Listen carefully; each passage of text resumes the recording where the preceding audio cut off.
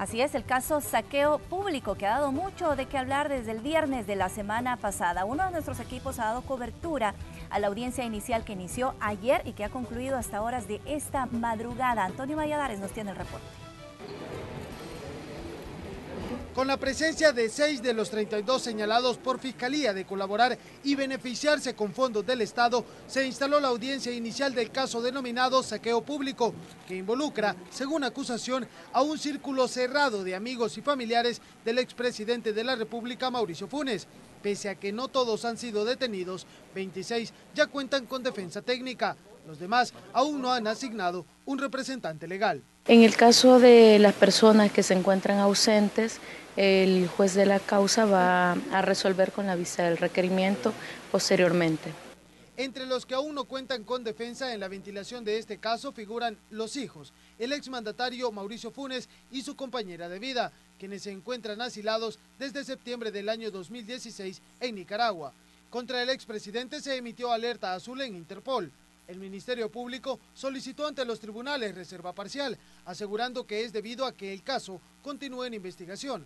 El nombre de la ex primera dama de la República y actual secretaria de Inclusión Social, Wanda Pignato, también sale a relucir entre las acusadas, pero hacia ella no se ha emitido orden de captura. Su representante legal dice que se debe a que presenta complicaciones en su cuadro clínico. Ha tenido un quebranto de salud que efectivamente la incapacita para estar este día acá con nosotros. Sin embargo, como ya dije, pues como siempre ella está dispuesta no solo a comparecer a cualquier requerimiento que se le haga, sino que a responder también a las preguntas que se tenga dentro del proceso. Representantes de otros imputados dicen que esta acción va en contra de las normas. A su criterio, todos deben ser medidos con la misma balanza. Yo debo decirlo a luz, ¿verdad? Todos somos iguales ante la norma. Todos debemos, dice la norma, no lo digo yo, dice a través del principio de igualdad de las partes, todos tenemos que ser tratados y procesados de la misma forma. Para todos los demás señalados, el Ministerio Público pide prisión, pero Manuel Chacón, abogado defensor de Miguel Menéndez, quien es considerado uno de los hombres de confianza de Mauricio Funes y expresidente de CIFCO, la petición de que la secretaria de Inclusión Social continúe la ventilación del caso en libertad no es descabellada. Dice que es la base para afirmar que se debe decretar medidas sustitutivas a la detención para todos los supuestos implicados. Dice contar con todos los arraigos necesarios para lograr ese objetivo. Es que el peligro de fuga no se puede evaluar a partir del poder o el no poder, económico o político, porque también pudiéramos decir lo contrario, que la señora Wanda Pignato tiene poder político y se puede ir del país, porque además ella es naturalizada incluso. Y no es cierto, que se ha sometido al proceso. La supuesta red que según Fiscalía habría beneficiado a algunos allegados a Mauricio Funes extrajo, según la acusación, dinero proveniente de sobrantes de otras instituciones públicas hacia la denominada partida secreta, pasando por alto la prohibición de la Sala de lo Constitucional emitida en el año 2010. El Ministerio Público dice que todos los imputados deben pasar a la fase de instrucción guardando prisión. Este lunes a las 3 de la tarde, el juez Quinto de Paz dará a conocer su resolución al respecto. Con imágenes de Gonzalo Tejada, Antonio Valladares, Noticiero Hechos. Y precisamente esta mañana en la entrevista vamos a hacer un análisis de cómo se ha dado a conocer este caso desde el viernes pasado que empezamos a conocer la información. Le voy a dar la bienvenida a nuestros invitados, que son ambos analistas. Gracias por acompañarnos. Doctor Roberto Rubio, ¿cómo está? Muy buenos días, Eide, muchas gracias. Y muchas gracias también a usted, doctor Martínez, por acompañarnos. ¿Cómo está? Bienvenido. Muchas gracias, muy bien, buenos días. Bueno, ya presentábamos nosotros el reporte que nos preparó uno de nuestros equipos, Antonio Valladares, que nos presentaba lo que ha ocurrido desde ayer, que inició la audiencia, hasta esta madrugada que ha concluido y que, bueno, se ha decretado reserva parcial de este caso. ¿Cuál es su lectura de cómo se ha dado a conocer esta información por parte de la Fiscalía? Bueno, yo creo que la Fiscalía ha sido extensa, dio una de las conferencias de prensa más largas que yo conozco, donde relató completamente todo el modus operandi de lo que se ha llamado el saqueo. Luego lo de la reserva, creo yo que es procedente por cuanto se podría, por haber vínculos políticos interesados en decir que esto se trata de una persecución política, etcétera, lo mejor es que que haya una reserva. Creo que técnicamente es lo mejor de momento. ¿Y no será que muchos podrían pensar que de alguna forma la reserva puede afectar esta transparencia con la que quizá la gente quiera conocer los datos? Miren, no creo, depende. Como decía Jorge, es que, por ejemplo, hay ciertos testigos o hay ciertas personas que pueden estar sometidas, incluso los fiscales, que se sepa quiénes son los fiscales, sabiendo que incluso de los 32, digamos que han tenido orden de captura, solo se capturaron 6. Eso quiere decir que tuvieron información previa o tienen suficiente fuerza como para que la policía no los capture, o les avisaron por eso y se fueron del país. Es decir, el proceso está rodeado de posibles influencias y es lógico pues que se quiera proteger a testigos o a fiscales. Ahora, el principal implicado en este caso ha seguido emitiendo su postura a través de su cuenta personal de Twitter. Él asegura que el caso se destapó hasta 2 años después de haber iniciado con esta investigación y también previo a una posible reelección del actual fiscal general de la República. De hecho, según Funes, se trata esto de una acción oportunista y que carece de peso. Bueno, el peso de la acusación se va a demostrar en el proceso, si existen los hechos y si existen las pruebas. Y eso es lo que se está determinando. Ya la acción del fiscal, digamos, en principio ha sido avalada por el juez, porque el juez en esta audiencia bien pudo decir, mire, no hay pruebas, ¿verdad? Y ni hay delito, entonces todos salgan libres. Pero no, el juez dice que hay que continuar con el proceso y es el juez, es el órgano judicial, no el fiscal, el que va a determinar si hay suficientes pruebas y si, con lo que llamamos los abogados, ¿verdad? Si existe el cuerpo del delito y si existe la delincuencia por parte de los imputados. Ahora, en este caso también la ex primera dama está siendo investigada. De hecho, hay una petición por parte de la diputada Patricia Valdivieso de que ella sea retirada en este momento de su actual función como secretaria de Inclusión Social. ¿Debería ser atendida esta petición? Creo que sí, cuando hay procesos de investigación y alguien detenta un cargo para que no pueda aprovecharse del cargo para incidir en el proceso, está bien. Para que el caso de ella, entiendo, es porque hay un quebranto de salud, como veíamos, ¿no? Pero está haciendo parte del proceso, es procesada. Yo lo que quisiera también referirme a las declaraciones del expresidente, y es que yo me recuerdo que muchos desde hace meses atrás venían diciendo, miren, esto es un show, porque se acuerda que llegó el fiscal y llegaron en la policía a la casa de Mauricio Funes, encontraron aquellos zapatos caros, armas, etcétera, ¿no? Y después no pasó nada. Y hubo como un silencio y muchos se preguntaban, bueno, ¿y por qué tanto tiempo? Y ya pasó, el caso se cayó, estaban muchos comiendo ansias de que había sido puro show. Pero cuando vemos la cantidad de documentación, vemos la investigación que se ha tenido que hacer de recolección de información tanto dentro como fuera del país, porque hay investigaciones fuera del país, cuando vemos que todo ese volumen de información ha establecido distintas conexiones, y creo que esta es la primera fase, porque así lo dijo el fiscal, falta una segunda fase porque de estos hallazgos se deducen otros. Pues eso toma tiempo, y sobre todo cuando ha habido quejas sobre la fiscalía, sobre el fiscal, de que los casos se le caen. La fiscalía no podía darse el lujo de que un caso tan importante se le cayera por una deficiencia técnica, por una falta de información. Yo creo que eso de la reelección no es cierto, al contrario, hasta le puede perjudicar el hecho de que, digamos, esté actuando con bastante, yo diría, celeridad y con bastante valentía, porque a muchos no les conviene un fiscal que sea realmente bueno, y más bien eso puede provocar algún temor. Creo que lo contrario, creo que se está actuando con bastante seriedad. Esta investigación es muchísimo más completa, detallada que la que vimos en el caso del expresidente Saca. Y a su juicio, doctor, ¿esto favorece o perjudica al actual fiscal?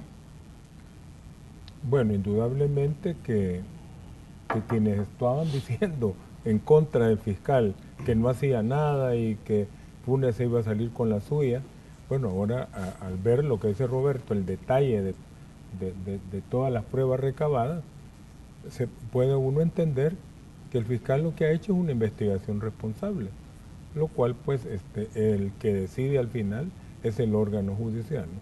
Todas estas pruebas pasan a manos del órgano judicial y ahora el órgano judicial es el que va a determinar sobre la inocencia o culpabilidad de los imputados. Ahora, ¿debería en este momento la Fiscalía solicitar a la Corte que proceda con una extradición? Bueno, no se puede. Bueno, creo que ya estando decretada la detención por el órgano judicial, sí ya procede. Pero no creo que... Es decir, si hoy en la tarde, se espera que a eso de las 3 de la tarde ya estén dando los resultados de esta audiencia inicial, que de momento solo estamos suponiendo, a partir de ese momento podría ya iniciar un proceso. Bueno, si hay una orden judicial que ordene la detención de los imputados, sí se puede iniciar. Lo difícil será que el gobierno de Nicaragua acepte esa petición del gobierno salvadoreño. Eso es lo difícil en las actuales circunstancias. O no sé si por las mismas circunstancias, ya que en Nicaragua mismo se critica al presidente Ortega y a su esposa por estar dándole resguardo al expresidente Funes, o a lo mejor eso puede ser también una razón para que él diga, miren, ahí les mando al expresidente Funes. Sin embargo, esto es algo que solamente lo decide la Corte, en este caso, ¿verdad? Siempre inicia el proceso la Corte. Sí, interviene la Corte e interviene también el Ministerio de Relaciones Exteriores. Así que eso está por veremos, ¿no? Bueno, pareciera también que entre el caso Saca y el actual caso del expresidente Funes hay muchas similitudes en la forma en la que de alguna manera se obtuvo el dinero de las arcas del Estado y posteriormente fue utilizado o malversado, como se le pueda llamar. ¿Podríamos decir que se institucionalizó esto como una práctica? Es que yo creo que el expresidente Saca descubrió un mecanismo para inflar, digamos, lo que son los gastos reservados a través de lo que se llamaba los gastos imprevistos de las distintas dependencias.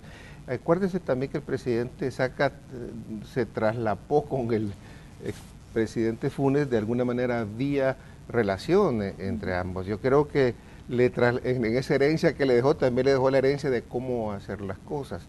Me recuerdo que en 2010 más o menos un grupo de ciudadanos fuimos justamente a la Sala de lo Constitucional a decir que esta manera de agarrar estos fondos de los distintos ministerios, pasarlos al Ministerio de Hacienda y al Ministerio de Hacienda pasar a la Casa Presidencial era inconstitucional porque no pasaba por la Asamblea Legislativa y la Sala nos dio la razón. Pero ese mecanismo lo usó Funes, si no me recuerdo, por lo menos unos 2 años, porque fue en el 2010 más o menos que se presentó este recurso, pero había ya ilegalidad antes, es decir, porque estaba empleando el mismo mecanismo que estaba usando Funes, pero a partir de entonces ya la Sala había determinado que eso no se hacía y lo siguieron haciendo. Y es parecido, es el uso de esos gastos imprevistos de distintas dependencias para pasarle una partida, creo que es la partida 10 de Hacienda y de Hacienda a Capres. Y no solo hay traspasos, creo, de formas y de mecanismos, hay traspasos de personas, o sea, hay personas que están involucradas tanto en el caso de Saca como en el caso de Funes. Ahora, ¿será que esto inició en el gobierno del expresidente Saca o incluso pudo haber iniciado antes? Bueno, quiero referirme, ya que soy abogado, a la inconstitucionalidad de esas partidas secretas. En el pasado, todavía hasta en los gobiernos del PCN, lo que había, digamos, era una caja chica, en donde desde la presidencia de la República se le pagaba al servicio de espionaje, o sea, como decían, los orejas van a cobrar a Casa Presidencial. Y la cantidad era de 2 millones de colones para el año. Luego esas sumas se incrementaron enormemente y de una manera ilegal, inconstitucionalmente, porque el diseño constitucional de la Presidencia de la República es una unidad de dirección, no es una unidad de ejecución. Es más, la Presidencia de la República no es cartera de Estado y el presidente solo dirige. Es más, la Constitución dice que el presidente gobierna a través de sus ministros. Ni siquiera iniciativa de ley por cuenta propia tiene el ministro. Tienen iniciativa de ley los ministros, pero cuando la Constitución se refiere al presidente de la República, dice que el presidente tiene iniciativa de ley a través de sus ministros. O sea que la presidencia es nada más una unidad de dirección y por lo tanto no tiene por qué estar manejando esos fondos porque no es cartera de Estado. Carteras son los ministerios. Por lo tanto, si sabemos que la partida secreta se ha convertido en una caja negra, en un hoyo negro, en una fuente de corrupción, nadie ha tomado la iniciativa de decir ya no va a haber más esas partidas secretas, porque si un presidente, como ya lo ha habido, justifica que ha usado los dineros de la partida secreta para financiar obras públicas, está confesando una malversación de fondos, porque el presidente, como una unidad de dirección, no tiene la capacidad de ejecutar obras, sino que son los ministros los que las deben ejecutar. No se justifica entonces que exista esa partida secreta en la Casa Presidencial, ni mucho menos en las cantidades que ahora se manejan. Antes, hasta los gobiernos del PCN, era una caja chica, y yo pues en este momento le pediría públicamente al señor presidente de la República que tome la iniciativa de ley a través de su ministro de Hacienda para que esa partida presupuestaria sea suprimida por una cuestión de honor. No podemos seguir los salvadoreños, porque todos sabemos que ese dinero es un dinero que se pierde, pero nadie hace nada. Esa en particular, pero también sabemos que se obtuvo de otros ministerios también, que hubo dinero que se obtuvo y que de alguna forma se removió, según la Fiscalía, y que posteriormente fue utilizado, fue malversado. Aparte de eso, como usted decía, pues en este momento bien pudiera hacer el presidente un pronunciamiento y hacer un llamado específico para que esto deje de ocurrir. Pero, ¿qué otras acciones habría que implementar? Bueno, mire, quería yo decir también de que es una vergüenza en este país que los últimos 3 expresidentes hayan estado o presos o perseguidos por corrupción. Que hasta ahora, no soy yo el único abogado de la República y conoce exactamente cuáles son las atribuciones del presidente y del Consejo de Ministros. ¿Por qué se insiste en tener esa partida secreta? Eso es fuente de corrupción y es un despilfarro de los fondos del Estado en perjuicio de la población que sufre por no tener los servicios básicos. Y yo insistiría al señor presidente que tomara él una decisión ya, porque combatir la corrupción no es perseguir a unos corruptos. Combatir la corrupción es cerrar el arca abierta donde el corrupto peca. ¿Cuándo se va a pedir que esa partida secreta? Porque yo entiendo que ahora hay una oficina de inteligencia del Estado que maneja su propio patrimonio. En todo caso, se puede pensar, como en el pasado, esa partida secreta es una caja chica, pero no una caja grandota. Y no pueden andar justificando ningún presidente que ese dinero lo utilizó para obras públicas, porque si es para hacer un hospital, ahí está el ministro de Salud. Si es para hacer una carretera o un puente, ahí está el ministro de Obras Públicas. Si el presidente dice, no hice un puente, hice una escuela, hice un hospital, está confesando el delito de malversación de fondos públicos. Y yo le diría también al doctor Norman Quijano presidente de la Asamblea Legislativa, a quien le hemos visto una actitud muy valiente y denunciando una corrupción en la Asamblea como nunca lo había habido, que también él tome la iniciativa de ley y pida que se suprima esa partida del presupuesto de la Nación. Usted mencionaba algo muy importante, y es que con 3 expresidentes de alguna forma procesados por la justicia, ¿cómo quedamos ante la mirada internacional? Económicamente, ¿cómo vamos a quedar? También me gustaría que lo conversemos, pero eso será cuando regresemos de la pausa.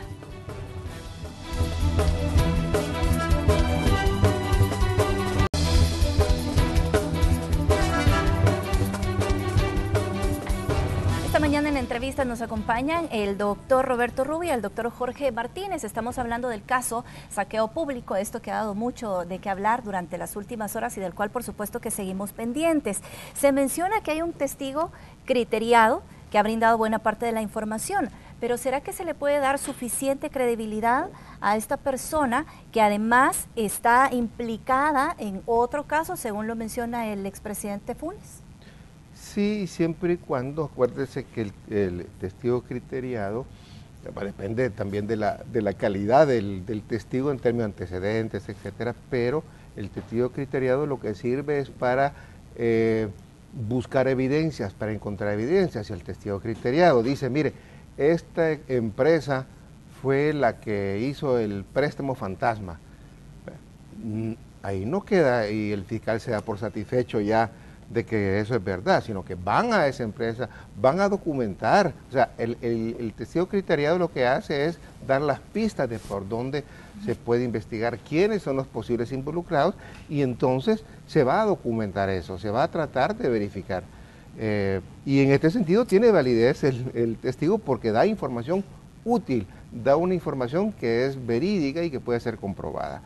Entonces la descalificación del testigo criteriado a priori, no sé, porque se usa, es una figura que se usa, sí. No soy abogado, pero se usa en muchas partes, ¿no? Pero ¿será que este caso puede sostenerse con tanta información con un testigo criteriado? No. La figura del testigo criteriado es una prueba complementaria. Un juicio solo en base a testigos o testigos criteriados se cae, sino que el testigo criteriado tiene que dar un testimonio que se vincule con otro tipo de probanzas. Por ejemplo, aquí no hay duda, el dinero ¿dónde está? Ese dinero desapareció. Y no hay una explicación de dónde están esos fondos. Entonces, el dinero, ese ya es una razón de prueba. Y de ahí hay otra serie de circunstancias, ¿verdad?, que están probadas y que se vinculan con la declaración del testigo. Y no sería raro que aparecieran otros testigos criteriados también. ¿Cómo quedamos ahora, doctor, en términos económicos? ¿Cómo nos vemos ante la comunidad internacional después de conocerse que son al menos 3 expresidentes que de alguna forma están siendo procesados o fueron en algún momento procesados y por casos similares? Esto manda más bien señales positivas.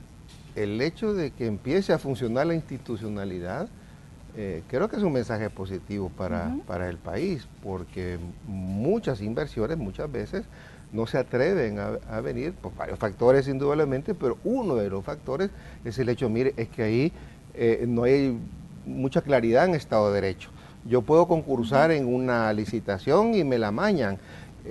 Yo puedo tener una inversión que ya está lista, pero de repente existen influencias y me la quitan o me piden sobornos, y entonces eso va a ser un costo muy, muy alto. Estas son señales positivas. Yo creo que el país ha habido ha tenido dos instituciones que han hecho avanzar el proceso de democratización del país, o la institucionalidad democrática, como ha sido la Sala de lo Constitucional y la Fiscalía.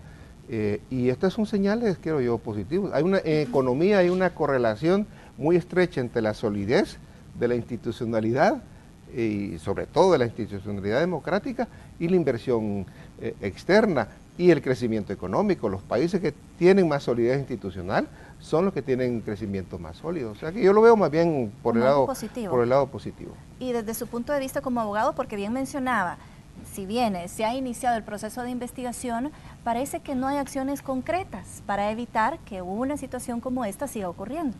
Sí, yo creo que, diría yo que comparto lo que dice Roberto en cuanto a que hay una señal positiva, pero no es totalmente positiva, porque lo positivo sería que se cerraran los portillos a la corrupción, porque si viene uno y otro presidente y simplemente se les detiene, eso es perseguir corruptos, pero no combatir la corrupción. Combatir la corrupción es cerrar la puerta, cerrar el arca abierta, y eso no se ha hecho, porque aquí tenemos muchas instituciones del Estado que ante su silencio podríamos decir de que aquí no hay corrupción. Pues. En la Presidencia de la República hay un secretario de Transparencia y no se dio cuenta de lo que estaba ocurriendo. ¿Cómo es posible? Hay una Corte de Cuentas que tampoco se dio cuenta. Hay un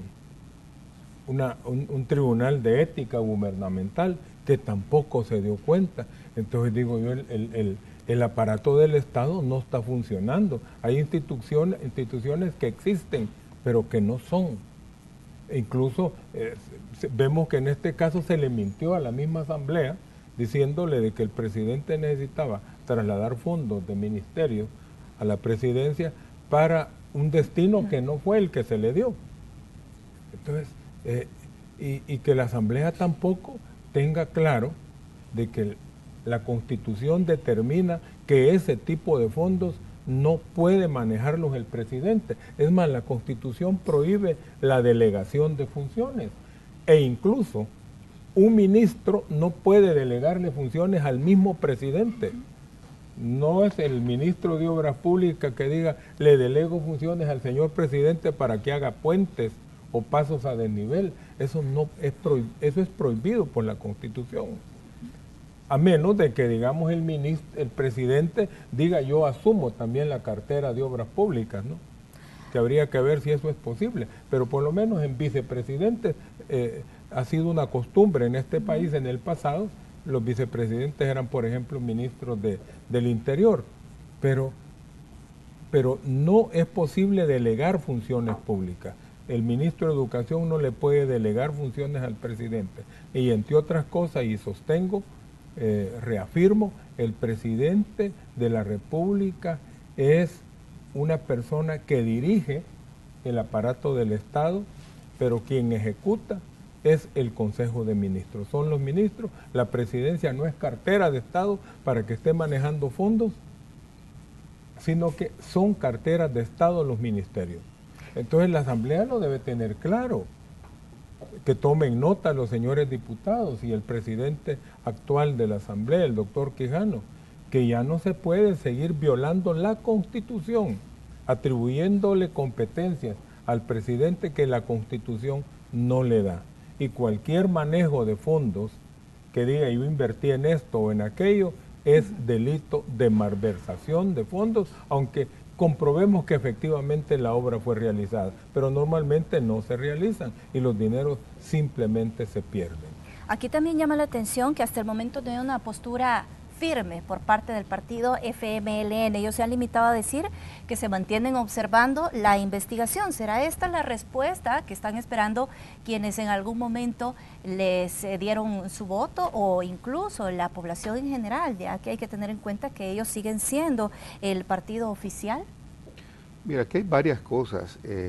Primero, creo que al frente no le conviene en absoluto, desde ningún punto de vista, el ponerse ahora a defender o hacerse los locos como se hicieron los locos antes, ¿no? Con el caso de la malversación de fondos que hubo.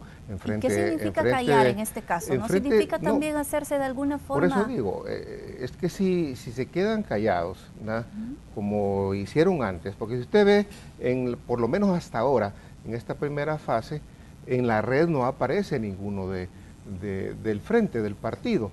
Y no, yo creo que el frente no tiene por qué cargar con ese muerto. Y el frente ahora, si no se desmarca, pero no desmarca diciendo, mire, yo voy a observar, no, si no se desmarca diciendo, me equivoqué al elegir a este señor. Reconozco que este señor no actuó bien y pedimos perdón por eso, ¿no? porque como decía Jorge, sí, eso se hizo dentro de Casa Presidencial y era un gobierno donde estaba el partido. Es cierto que el partido no, por eso no sale, digamos, como salpicado. Hay gente del partido que sí ha estado metida, y sobre todo en este periodo, en la asamblea, etcétera, pero en el periodo de Funes, si uno ve la red, así miembros prominentes del partido no lo ve por el momento. Entonces, el Frente sí, en ese momento estaba en Casa Presidencial, tenía un peso importante, tenía información, sabía de esto. Un secretario de Transparencia, decir que en sus narices pues haya ocurrido todo eso, pues no se sabía. Entonces, creo que ese silencio cómplice que pueda haber ahora tiene que traducirse realmente en lo que le decía. Tiene que reconocer que si equivocaron a elegir a este señor, ojo, tengan cuidado. Por eso, cuando vimos los spots de Mauricio Funes hablando de corrupción, aquí hay señores ahora que también están hablando de corrupción, que quieren ser presidentes, ¿no? Y que están diciendo, mire, que aquí la corrupción, pero mire, ya llevan recorrido, apenas han entrado a la carrera política, ya llevan recorrido, digamos, una estela, están dejando de señales de corrupción. Que tengan cuidado con quién se elige. No vayan a elegir a otro que viene a plantearse como el apóstol de la lucha contra la corrupción y de repente mire cómo no sale. Creo que el Frente se equivocó. Varias personas, amigas del Frente, le dijeron al Frente, este señor no es el que ustedes creen. Personas cercanas realmente que se lo dijeron a los principales dirigentes, amigos de ellos que les advirtieron. Y si el Frente no quiere tener, digamos, este golpe, no quiere recibir este golpe, no quiere cargar con ese muerto, pues que no solo se distancie como lo ha hecho ahora, sino que asuma su responsabilidad, porque también ellos promovieron, por lo menos en parte de su vocero, que él se fuera hacia Nicaragua. De alguna manera hubo también una actitud bastante activa para que no se tocara este caso. ¿Cómo afecta la candidatura de Hugo Martínez?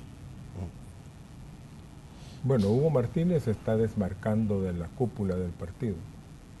Pero sí yo me quiero referir más en relación a su pregunta anterior, que hay una tradición de nuestros partidos políticos que es reprochable defender a capa y espada a sus funcionarios, aunque a ellos les debe constar la corrupción.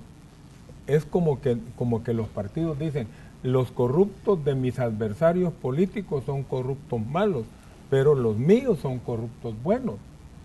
Y por eso la actitud del FMLN es reprochable. Y yo digo de que el silencio del señor presidente de la República también es un silencio que no debería existir, porque además de ser él el presidente de la República, que al tomar posesión de su cargo levantó su mano y dijo que juraba cumplir y hacer cumplir con las leyes, está incumpliendo su juramento porque él es autoridad de la República.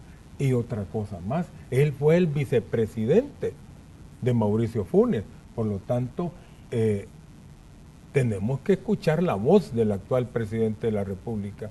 Diría yo que ese silencio es un silencio que disgusta a la ciudadanía. Ahora, ¿cómo deberíamos actuar los ciudadanos? ¿Qué deberíamos exigir o qué se puede esperar de este caso? ¿Devolución de ese dinero que en algún momento se tomó? ¿Cárcel? ¿Qué es lo que puede pasar? No, es que hay dos procesos que se están llevando. Uno es el proceso civil, que lo que implica cuando hay una condena es que devuelva. De hecho, ya, digamos, fue condenado por una instancia y se ha apelado a la Cámara de lo Civil, donde, por cierto, ojo, y es preocupante, el mismo fiscal dijo, mire, ahí hay sospechas de que ha habido manipulación para, digamos, encubrir este caso de enriquecimiento ilícito, este proceso civil, ¿no? Esa es, la condena es que devuelva, ¿no? Y hay una condena moral, indolente, pero la otra es penal, la que está llevando la Fiscalía, que es lo que la gente se preguntaba, dice, ¿cuándo la Fiscalía va a iniciar este proceso si ya se inició un proceso civil por parte de la Corte Suprema de Justicia y los jueces? ¿Cuándo va a venir? Bueno, este es ya el proceso penal y eso significa, si se demuestra pues, y hay suficientes pruebas que hay, digamos, delito, pues va a la cárcel. Ahora, solo quería referirme a algo que decía antes Jorge, y me parece bien interesante, porque corruptos van y corruptos vienen, no son tanto las personas, aunque las personas obviamente hay que castigarlas, sino las estructuras. Porque si usted no cambia la estructura, vendrá otro después, ¿no? Y hay otro aspecto para ser también, digamos, justo con la Fiscalía, y es que para que hayan señales positivas, aparte de ir cambiando estructuras, aparte de que la Fiscalía empiece a actuar, será importante que los jueces actúen con imparcialidad, porque puede haber mucho esfuerzo de la Fiscalía, puede estar muy sustentado el caso, pero como vimos el caso en la Sala de lo Civil, puede haber algún tipo de influencia sobre los jueces para que realmente hagan caer el caso. Así que hay que estar atento a la ciudadanía, por lo tanto tiene que estar atenta a la actitud, sobre todo ahora de los jueces, para ver cómo se van a comportar en este caso, para que no hayan realmente anomalías, para que no hayan presiones que obliguen a los jueces o que le permitan a los jueces el dejar caer evidencias. ¿Qué es lo que deberíamos hacer los ciudadanos, más allá de las reacciones que obviamente todos hemos visto a través de las redes sociales, las manifestaciones de alguna forma de los ciudadanos? ¿O qué hubiera pasado si este caso se hubiera dado, por ejemplo, en Nicaragua, en Guatemala? ¿Cómo debería ser la reacción que deberíamos de tener los ciudadanos? Bueno, los ciudadanos de otros países centroamericanos reaccionan más asertivamente que nosotros, pero creo que en este momento la atención tiene que ser focalizada en la Asamblea Legislativa y en la Presidencia de la República para que de inmediato, urgentemente, pidan la cancelación de esa partida presupuestaria y que nunca más pueda haber ese hoyo negro institucionalizado como fuente de corrupción en la Presidencia de la República. Que supriman esa partida secreta. Y vamos a ver cómo actúan los partidos políticos representados en la Asamblea y el diputado independiente también. Tiene que suprimirse esa partida secreta porque no responde al diseño constitucional y a las atribuciones que la Constitución le da a la Presidencia de la República. Por lo tanto, la Presidencia no debe tener asignados esos fondos. Como le decía yo antes, antes en los gobiernos del PCN, lo que había era una caja chica con la que cubrían los costos de la Oficina de Investigación Política, pues, el pago de orejas, como se le decía comúnmente antes, ¿no? Para eso era ese dinero, y algunos gastos quizás del presidente, pero eran 2 millones de colones por todo el año, de los que el presidente tenía la obligación de pagarle a todos los espías del Estado, ¿no? Entonces no todo era para que el presidente se lo embolsara. Ahorita esto es inconstitucional y debe repararlo la Asamblea en este momento si queremos dar esa señal positiva, como decía Roberto, a la misma cooperación internacional que ya una vez el presidente Trump de los Estados Unidos dijo, ¿y cómo les vamos a estar ayudando a estos países si los gobiernos se roban los dineros de las ayudas? Como ha sucedido aquí. Entonces tenemos que completar la señal positiva, suprimiendo las partidas secretas. Doctor Roberto Rubio, quiero agradecerle por habernos acompañado, se nos ha terminado el tiempo, pero una reflexión final.